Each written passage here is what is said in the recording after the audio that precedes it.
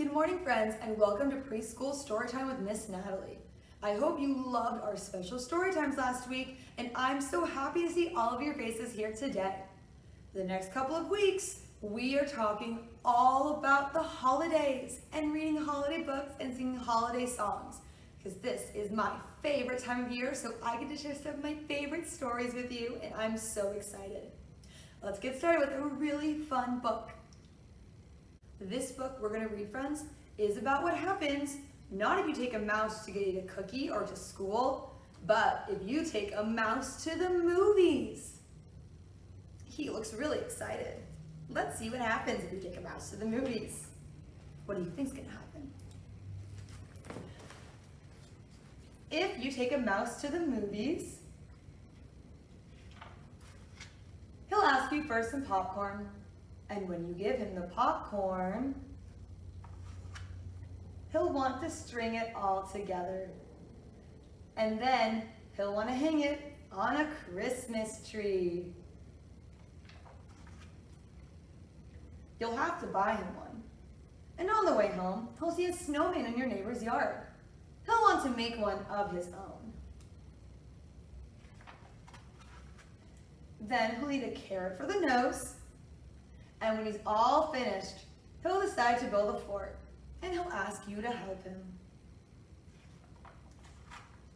Then he'll want to make some snowballs and have a snowball fight. That's a lot of snowballs. Playing outside will make him cold. He'll want to go inside and curl up on the couch. He'll ask you for a blanket.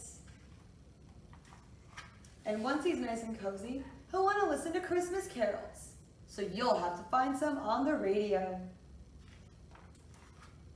He'll probably sing along. The carols will remind him of his Christmas tree, so he'll want to make ornaments. You'll get him some paper and glue, and then he'll ask you for glitter. When the ornaments are done, those are a lot of ornaments. Let's count them.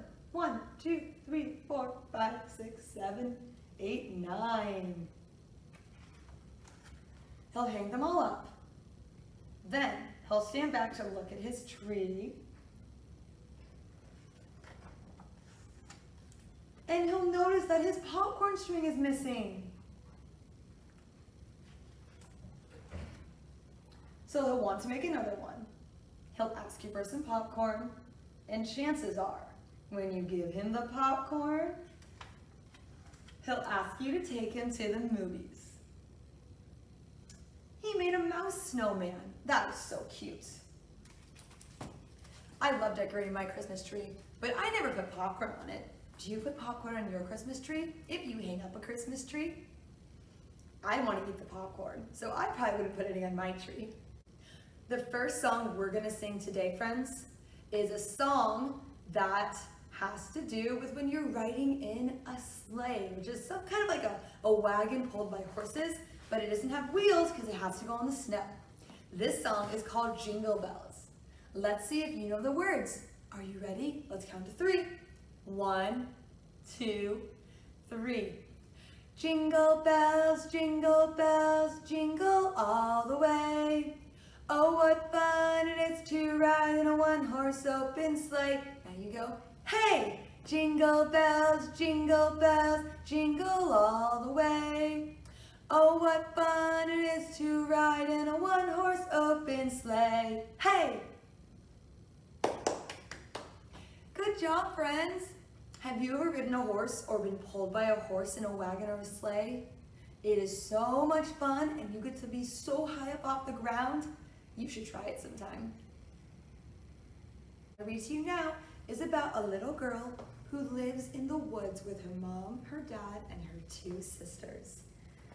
This is what happens when you have Christmas in the big woods.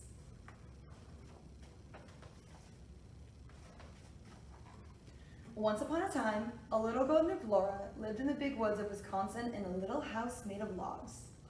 Look at all the snow. Laura lived with her pa, her ma, her big sister Mary, her little sister Carrie, and their good old bulldog Jack.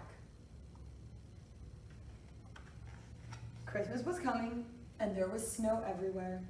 Laura loved getting a hug from Pa when he came in from the shoveling with his cold winter coat because his mustache was full of melting snowflakes. Ma was cooking and all day long for Christmas. She baked bread and apple pies and filled a big jar with cookies. And Laura and Mary got to lick the spoon. Then they made molasses candy. He filled a pot with snow and poured sugar and molasses on top of it, and then it hardened into all fun shapes. And the day before Christmas, Laura's Aunt Eliza, her Uncle Peter, and cousins Peter, Alice, and Ella came to visit.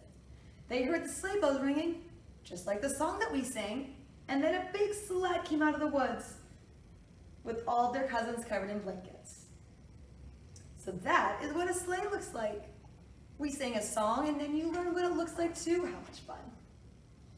When everyone came inside, the little house was so full, and Jack was excited because there were lots of children to play with. Laura and Mary and the cousins put on their warm coats and mittens and scarves and went to play in the snow. And they played so hard that when night came, they were still too excited to sleep. But they knew they had to, or Santa Claus wouldn't come. So they put on their nightgowns and went to bed. And in the morning, they all woke up to see what was in their stockings. Every stocking had red mittens and a stick of candy. And Laura was the happiest of all. In her stocking was a rag doll with black button eyes and a beautiful dress. Laura named her Charlotte and shared her with all the other children. For Christmas breakfast, Mom made each child a pancake man. They watched Mom make the pancakes, and the girls ate them slowly while their cousin Peter ate his right away. It was too cold to go outside, so they played inside. They ate their candy, admired their mittens, and looking at the pictures in Pa's big green book until the cousins had to go home. At last they bundled up and they said, "Goodbye, goodbye," as they drove off in the bobsled, and everyone waved. In a little while, the sleigh bells were gone and Christmas was over. But what a happy Christmas it had been. There's Charlotte. Isn't that a fun book? It's a little bit of a different kind of Christmas from what we have, but it's always fun to read how different people celebrate Christmas. Friends, for yoga today, we are going to learn how to be Christmas trees. So the first thing we have to do is to stand on up. Now, remember, if you have come to my story times before, you may have learned how to become a palm tree. But we're going to become a Christmas tree today. So, we're going to stamp our feet into the ground. Good job. Now we're going to come up onto one of our sets of toes. And we're going to turn our foot and push our heel against our leg. Good job, friends. Now, you're going to take a deep breath in, and when you do, your arms are going to come up over your head just like this. And now we look like a Christmas tree. You can pretend you're covered in sparkly lights and ornaments. Maybe you want to sing a little song. And when you're ready, you're going to bring your arms back down by your sides and stamp your foot into the ground and then sit back down. Good job, friends. You did great jobs becoming Christmas trees. And for our last book, friends, I'm going to read you a story all about Arthur and his Christmas. Let's see what happens to Arthur this time.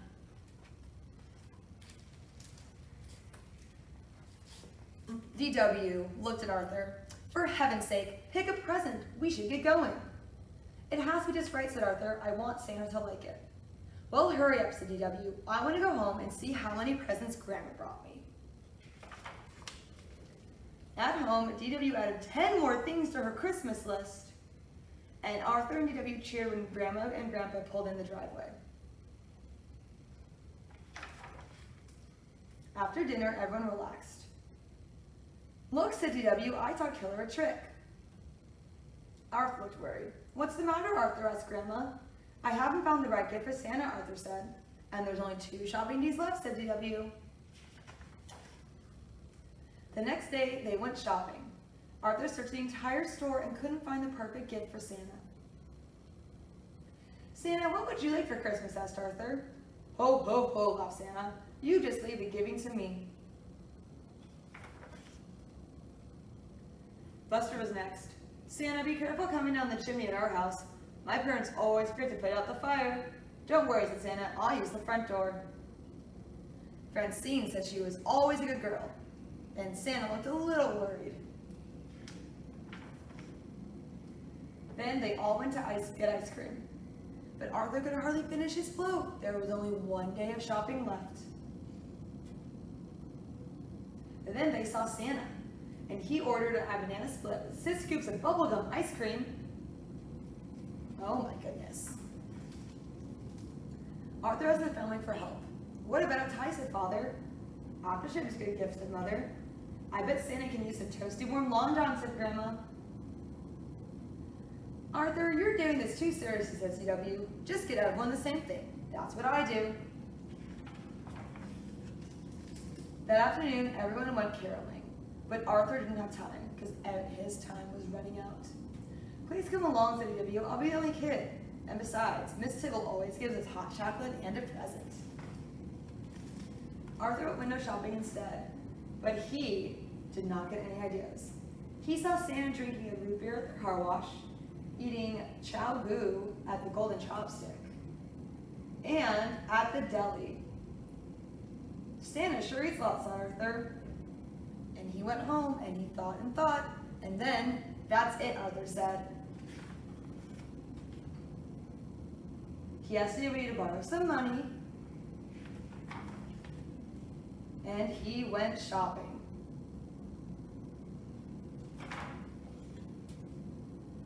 He went in the kitchen and made Santa's present.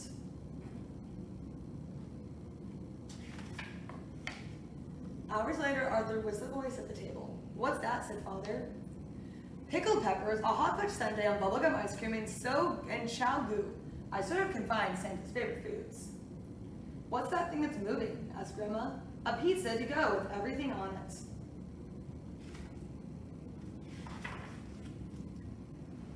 DW couldn't fall asleep. I have to do something, she thought. Arthur works so hard, but Santa gets one of Arthur's present, he'll never set food in the dining room. So she tiptoed downstairs, and then the next morning, Arthur was the first up. Santa ate it all, he cried, and he left a note.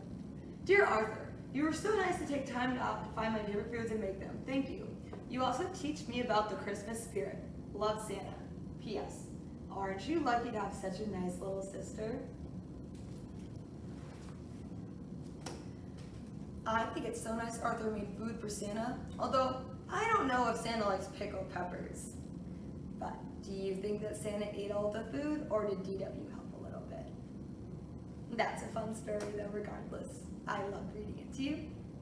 Thank you so much for coming to Preschool Storytime, friends. I missed all of you last week that I didn't see, and I'm so happy to see you this week again. I hope you loved my holiday story time with our fun songs, and our yoga pose, and our books. I hope you have a great rest of your Friday, and I will see you next week. Let's say goodbye together on the count of 3. Ready? 1, 2, 3. Bye! Bye, friends!